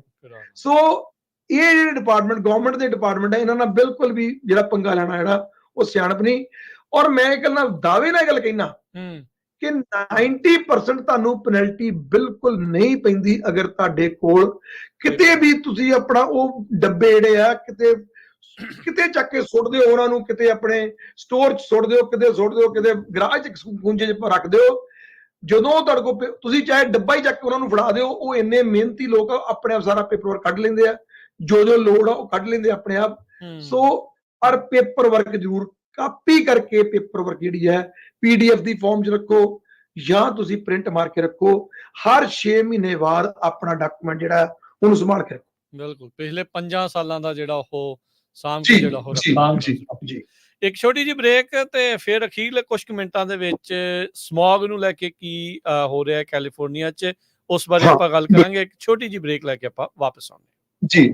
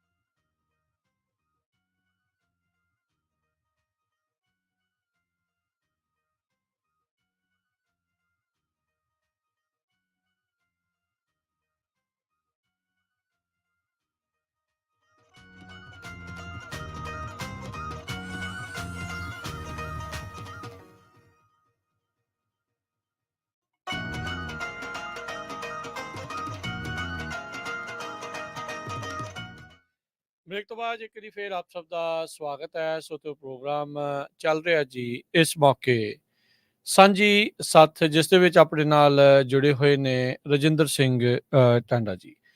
ਰਜਿੰਦਰ ਸਿੰਘ ਜੀ ਆਇਆਂ ਨੂੰ ਇੱਕ ਵਾਰੀ ਫੇਰ ਸਵਾਗਤ ਹੈ। ਸਤਿ ਸ਼੍ਰੀ ਅਕਾਲ ਜੀ। ਸਤਿ ਸ਼੍ਰੀ ਅਕਾਲ ਭਾਈ, ਸ਼ੁਕਰੀਆ ਆਪਦੀ ਟੀਮ ਦਾ ਬਹੁਤ ਬਹੁਤ ਜੀ ਸ਼ੁਕਰੀਆ। ਰਜਿੰਦਰ ਸਿੰਘ ਜੀ, ਜਾਂਦੇ ਜਾਂਦੇ ਜੇ ਆਪਾਂ ਗੱਲ ਕਰ ਲਈਏ ਸਮੌਗ ਨੂੰ ਲੈ ਕੇ, ਕੈਲੀਫੋਰਨੀਆ ਦੇ ਵਿੱਚ ਡੀਜ਼ਲ ਟਰੱਕਾਂ ਦਾ ਜਿਹੜਾ ਸ਼ੁਰੂ ਹੋਣ ਵਾਲਾ ਜਿਹੜਾ ਸਮੌਗ ਟੈਸਟ ਆ, ਇਹ ਕਦੋਂ ਸਟਾਰਟ ਹੋ ਰਿਹਾ ਆ ਤੇ ਕਦੋਂ ਜਿਹੜਾ ਇਹ ਹੋਣਾ ਆ, ਦੱਸਿਓ ਜਰਾ ਵਿਸਥਾਰ ਦੇ ਵਿੱਚ ਇਹਨੂੰ। ਰਾਜ ਭਾਜੀ, ਕਿਉਂਕਿ ਆਪਣੇ ਕੋਲ ਸਮਾਂ ਘੱਟ ਆ, ਅੱਜ ਮੈਂ ਸਿਰਫ ਤੇ ਸਿਰਫ, ਕਿਉਂਕਿ ਇੱਥੇ ਨਾਲ ਜ਼ਿਆਦਾ ਇਫੈਕਟ ਜਿਹੜਾ ਆ ਉਹ ਕੈਲੀਫੋਰਨੀਆ ਦੀਆਂ ਜਿਹੜੀਆਂ ਟਰੱਕਿੰਗ ਕੰਪਨੀਆਂ ਉਹਨਾਂ ਉੱਤੇ ਪੈਣਾ ਆ। ਠੀਕ ਸੋ ਹੈ। ਮੈਂ ਕੈਲੀਫੋਰਨੀਆ ਦੀਆਂ ਟਰੱਕਿੰਗ ਕੰਪਨੀਆਂ ਉਹਨਾਂ ਦਾ ਹੋਰ ਢੰਗ ਨਾਲ ਹੋਣਾ ਆ, ਜਿਹੜੀਆਂ ਡੇਟ ਡਿਊ ਹੈਗੀਆਂ, ਤੇ ਬਾਹਰ ਵਾਲਿਆਂ ਦਾ ਹੋਰ ਤਰ੍ਹਾਂ ਹੋਣਾ, ਉਹ ਇੱਕ ਲੰਬਾ ਉਹਨੂੰ ਸਮਾਂ ਲੱਗ ਸਕਦਾ। ਅਗਲੀ ਸੋ ਵਾਰੀ ਅੱਜ ਮੈਂ ਆਪਾਂ ਸਿਰਫ ਕਰ ਲਵਾਂਗੇ। ਕੈਲੀਫੋਰਨੀਆ ਬਾਰੇ ਗੱਲ ਕਰਾਂਗੇ, ਅਗਲੀ ਵਾਰੀ ਆਪਾਂ ਉਹਨੂੰ ਪੈਂਡਿੰਗ ਕਰ ਲੈਂਦੇ ਆ। ਠੀਕ ਹੈ। ਸੋ ਜਿਹੜਾ ਆਪਣਾ ਕੈਲੀਫੋਰਨੀਆ ਦੇ ਵਾਸਤੇ ਹੈਗਾ ਕਿ ਜਨਵਰੀ 2024 ਤੋਂ ਲੈ ਕੇ 30 ਜੂਨ ਤੱਕ ਕਿਸੇ ਵੀ ਟਰੱਕ ਦਾ ਜਿਹੜਾ ਹੈਗਾ ਉਹ ਰਿਕੁਆਇਰਡ ਨਹੀਂ ਹੈ ਬਾਈ ਲਾਅ ਸਮੋਕ ਟੈਸਟ। ਠੀਕ ਸੋ ਹੈ। ਪਹਿਲਾ ਸਮੋਕ ਟੈਸਟ ਜਿਹੜਾ ਆ ਉਹ ਬੇਸਿਕਲੀ ਤੁਹਾਡਾ ਜੁਲਾਈ 1 ਨੂੰ ਡਿਊ ਹੋਣਾ ਹੈ। ਓਕੇ। ਉਹ ਟਰੱਕਿੰਗ ਕੰਪਨੀਆਂ ਜਿਨ੍ਹਾਂ ਦੀਆਂ ਜੁਲਾਈ ਚ ਪਲੇਟਾਂ ਐਕਸਪਾਇਰ ਹੁੰਦੀਆਂ ਜਾਂ ਉਹਨਾਂ ਦੀ ਰਜਿਸਟ੍ਰੇਸ਼ਨ ਜਿਹੜੀ ਹੈ ਉਹ ਜਨਵਰੀ ਚ ਐਕਸਪਾਇਰ ਹੁੰਦੀ ਹੈ। ਸੋ 6 ਮਹੀਨੇ ਦੇ ਵਕਫੇ ਦੇ ਨਾਲ ਜਾਂ ਜਨਵਰੀ ਵਿੱਚ ਐਕਸਪਾਇਰ ਹੋ ਰਹੀ ਹੈ 31 ਜਨਵਰੀ ਨੂੰ, ਜਾਂ ਉਹਨਾਂ ਦੀਆਂ 31 ਜੁਲਾਈ ਨੂੰ ਐਕਸਪਾਇਰ ਹੋ ਰਹੀਆਂ, ਉਹਨਾਂ ਸਾਰਿਆਂ ਦਾ ਜਿਹੜਾ ਪਹਿਲਾ ਸਮੋਕ ਟੈਸਟ ਆ ਉਹ ਜੁਲਾਈ 1 ਤੋਂ ਲੈ ਕੇ ਜੁਲਾਈ 31 ਤੱਕ ਡਿਊ ਹੈ। ਠੀਕ ਹੈ।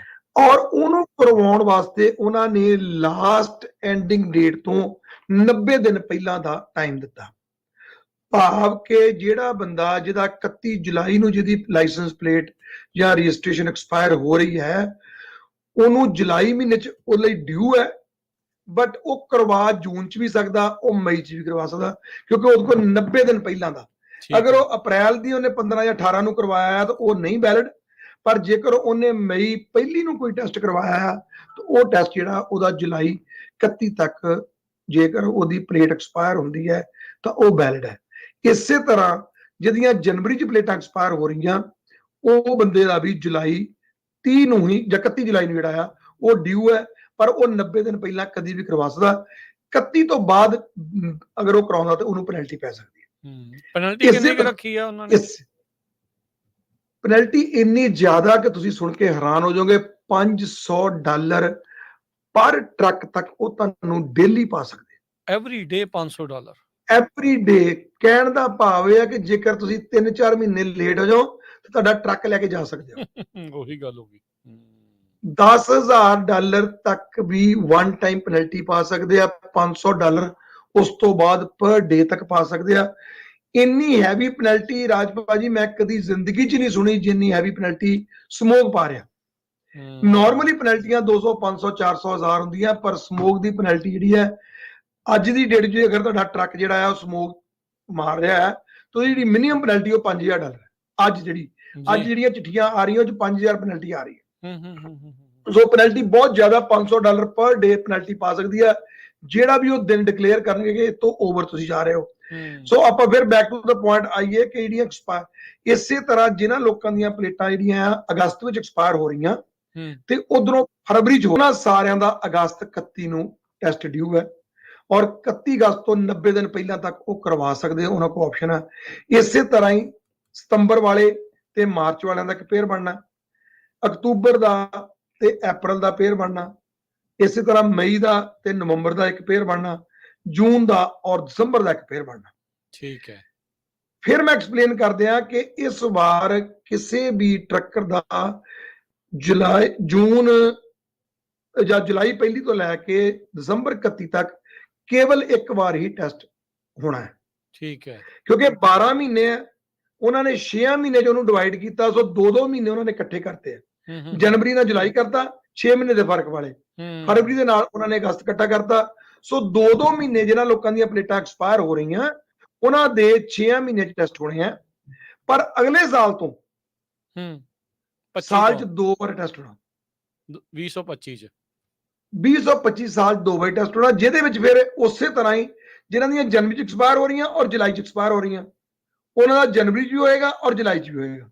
ਠੀਕ ਹੈ। ਇਸੇ ਤਰ੍ਹਾਂ ਫਰਵਰੀ ਵਾਲੇ ਤੇ ਅਗਸਤ ਵਾਲੇ, ਉਹਨਾਂ ਦਾ ਫਰਵਰੀ ਵਿੱਚ ਹੀ ਹੋਏਗਾ, ਅਗਸਤ ਵਿੱਚ ਹੀ ਹੋਏਗਾ। ਮਾਰਚ ਵਾਲੇ ਤੇ ਸਤੰਬਰ ਵਾਲੇ ਮਾਰਚ ਵਿੱਚ ਹੀ ਹੋਏਗਾ, ਸਤੰਬਰ ਵਿੱਚ। ਸੋ 2-2 ਦੇ ਪੇਅਰ ਬਣਨੇ ਆ। 6-6 ਮਹੀਨੇ ਦੇ ਜਨਵਰੀ ਵਕਫੇ ਦੇ ਨਾਲ ਟੈਸਟ ਹੋਣਾ ਆ। ਵਕਫੇ ਦੇ ਨਾਲ ਉਹ ਟੈਸਟ ਹੋਣੇ ਆ। 6-6 ਮਹੀਨੇ ਦਾ ਪੇਅਰ ਬਣਨਾ ਆ। ਸੋ ਜਿਹਦਾ ਜਨਵਰੀ ਦਾ ਜੁਲਾਈ ਵਾਲੇ ਨਾਲ ਪੇਅਰ ਬਣਿਆ, ਉਹਦਾ ਇੱਕ ਜੁਲਾਈ 'ਚ ਹੋਣਾ, ਇੱਕ ਜਨਵਰੀ 'ਚ ਹੋਣਾ। ਸੋ 26 ਵਿੱਚ ਵੀ ਇਸੇ ਤਰ੍ਹਾਂ ਰਿਪੀਟ ਹੋਣਾ। ਪਰ ਅਨਫੋਰਚੂਨੇਟਲੀ 27 ਦੇ ਵਿੱਚ ਜਿਹੜਾ ਆ ਇਹ 4 ਵਾਰੀ ਹੋਣਾ ਸ਼ੁਰੂ ਹੋਣਾ, ਫਿਰ ਕੁਆਟਰਲੀ ਹੋ ਰਿਹਾ। ਉਹਦੀਆਂ ਡੇਟਸ ਕਿਵੇਂ ਡਿਸਾਈਡ ਕਰਦੀ ਹੈ ਸਟੇਟ, ਉਹ ਇੱਕ ਅਜੇ ਫਿਰ ਉਹਦਾ ਜਵਾਬ ਉਹ ਭਵਿੱਖ ਦੇ ਗਰਭ ਵਿੱਚ ਹੈ। ਪਰ ਜਿਹੜੇ ਕੈਲੀਫੋਰਨੀਆ ਤੋਂ ਬਾਹਰ ਵਾਲੇ ਟਰੱਕਰ ਜਿਨ੍ਹਾਂ ਨੇ ਕੈਲੀਫੋਰਨੀਆ 'ਚ ਕੰਮ ਕਰਨਾ ਹੈ ਜਾਂ ਕੈਲੀਫੋਰਨੀਆ 'ਚ ਕੰਮ ਕਰਵਾਉਣਾ, ਇੱਕ ਬਹੁਤ ਵੱਡਾ ਭੁਲੇਖਾ ਕਿ ਜਿਹੜੇ ਬਾਹਰ ਵਾਲੇ ਟਰੱਕਰ ਆ ਉਹਨਾਂ ਨੂੰ ਲੋੜ ਨਹੀਂ ਹੈ। ਇਹ ਗੱਲ ਬਿਲਕੁਲ ਗਲਤ ਹੈ। ਜਿਹੜਾ ਉਹ ਆਊਟ ਆਫ ਕੈਲੀਫੋਰਨੀਆ ਟਰੱਕਰ ਜਿਹਨੇ ਕੈਲੀਫੋਰਨੀਆ 'ਚ ਬਿਜ਼ਨਸ ਕਰਵਾਉਣਾ, ਜਿਹਨੇ ਇਹਨਾਂ ਦੀਆਂ ਸੜਕਾਂ ਦੇ ਉੱਤੇ ਟਰੱਕ ਲਾਉਣਾ, ਉਹ ਬਕਾਇਦਾ ਇਸ ਕਾਨੂੰਨ ਦੇ ਅੰਦਰ ਆਉਂਦਾ। ਔਰ ਉਹਦਾ ਜਿਹੜਾ ਐਕਸਪਾਇਰੀ ਡੇਟ ਆ ਉਹ ਮੰਥ ਦੇ ਨਾਲ ਨਹੀਂ ਸੰਬੰਧਿਤ, ਉਹ ਬਿਨ ਦੇ ਨਾਲ ਸੰਬੰਧਿਤ ਹੈ। ਠੀਕ ਹੈ। ਕਿ ਅਗਰ ਉਹਦਾ ਲਾਸਟ ਬਿਨ ਕਿਹੜਾ ਆ ਤਾਂ ਉਹਦਾ ਕਿਹੜੇ ਮਹੀਨੇ ਹੋਣਾ, ਉਹ 'ਚ ਵੀ ਇਦਾਂ ਉਹਨਾਂ ਨੇ ਪੇਅਰ ਬਣਾਇਆ, ਪਰ ਉਹ ਥੋੜਾ ਜਿਹਾ ਹੋਰ ਕੰਪਲਿਕੇਟਡ ਆ। ਹੁਣ ਜਦੋਂ ਆਪਣੇ ਕੋਲ ਅਗਲੀ ਵਾਰੀ ਟਾਈਮ ਹੋਏਗਾ ਤਾਂ ਮੈਂ ਉਹਨੂੰ ਥੋੜਾ ਡਿਟੇਲ ਦੇ ਵਿੱਚ ਜਿਹੜਾ ਐਕਸਪਲੇਨ ਕਰਾਂਗਾ। ਸੋ ਇਸ ਵਾਰ ਕੈਲੀਫੋਰਨੀਆ ਵਾਲੇ, ਉਹਨਾਂ ਦੇ ਜੁਲਾਈ 'ਚ ਟੈਸਟ ਜਿਹੜਾ ਬੰਦੇ ਦੇ ਜੁਲਾਈ 'ਚ ਪਲੇਟਾਂ ਐਕਸਪਾਇਰ ਆ, ਉਹਨਾਂ ਨੂੰ ਚਾਹੀਦਾ ਕਿ ਉਹ ਆਪਣਾ ਜੁਲਾਈ ਦੇ ਵਿੱਚ ਆਪਣਾ ਟੈਸਟ, ਜਾਂ ਈਵਨ ਜੂਨ ਦੇ ਵਿੱਚ ਵੀ ਆਪਣਾ ਟੈਸਟ ਤੇ ਕਰਾਉਣਾ 90 ਦਿਨ ਦੇ ਵਿੱਚ ਹੀ ਕਰਾਉਣਾ। ਉਹ ਤੋਂ ਪਹਿਲਾਂ ਕਰਾਇਆ ਫਿਰ ਮਨਜ਼ੂਰ ਨਹੀਂ ਹੋਣਾ। ਬਿਲਕੁਲ ਨਹੀਂ ਜੀ। ਉਸ ਤੋਂ ਪਹਿਲਾਂ ਜਿਹੜਾ ਤੁਹਾਡਾ ਡਿਊ ਡੇਟ ਆ, ਜਿਹੜੀ ਤੁਹਾਡੀ ਲਾਸਟ ਡਿਊ, ਜਿਹੜੀ ਤੁਹਾਡੀ ਰਜਿਸਟ੍ਰੇਸ਼ਨ ਦੀ ਲਾਸਟ ਡੇਟ ਹੈ, ਉਹ ਤੋਂ 90 ਦਿਨ ਪਹਿਲਾਂ ਤੁਸੀਂ ਕਰਵਾਉਣਾ। ਅਗਰ 91 ਦਿਨ ਪਹਿਲਾਂ ਕਰਵਾਉਂਦੇ ਹੋ ਤੇ ਉਹ ਵੈਲਿਡ ਨਹੀਂ ਰਹਿਣਾ ਜੀ। ਸੋ ਬਿਲਕੁਲ ਆਪਣੇ ਨਾਲ ਜੁੜੇ ਸੀ ਅੱਜ ਦੇ ਸਾਂਝੀ ਸਾਥ ਪ੍ਰੋਗਰਾਮ ਦੇ ਵਿੱਚ ਗਲੋਬਲ ਟਰੱਕ ਪਰਮਿਟਸ ਤੋਂ ਰਜਿੰਦਰ ਸਿੰਘ ਟਾਂਡਾ ਜੀ। ਤੁਹਾਡਾ ਵੀ ਪਰਮਿਟ ਦੇ ਨਾਲ ਸੰਬੰਧਿਤ ਕੋਈ ਸਵਾਲ ਆ, ਟਰੱਕਿੰਗ ਬਾਰੇ ਉਦਾਂ ਕੋਈ ਗੱਲ ਕਰਨੀ, ਸਲਾਹ ਕਰਨੀ, ਗੱਲਬਾਤ ਕਰਨੀ ਆ, ਤਾਂ ਤੁਸੀਂ ਰਜਿੰਦਰ ਸਿੰਘ ਜੀ ਨੂੰ ਕਾਲ ਕਰ ਸਕਦੇ ਹੋ 2096360880 209-636-0880 ਦੇ ਉੱਤੇ। ਤੇ ਰਜਿੰਦਰ ਸਿੰਘ ਜੀ ਧੰਨਵਾਦ, ਮਿਹਰਬਾਨੀ। ਮਿਲਦੇ ਆ ਫਿਰ 15 ਦਿਨਾਂ ਬਾਅਦ। ਸਤਿ ਸ਼੍ਰੀ ਅਕਾਲ ਜੀ। ਸ਼ੁਕਰੀਆ ਜੀ ਤੁਹਾਡਾ ਔਰ ਤੁਹਾਡੀ ਸਾਰੀ ਟੀਮ ਦਾ ਔਰ ਸਾਰੇ ਸੁਣਨ ਵਾਲੇ ਸਰੋਤਿਆਂ ਦਾ ਤਹਿ ਦਿਲੋਂ ਸ਼ੁਕਰੀਆ।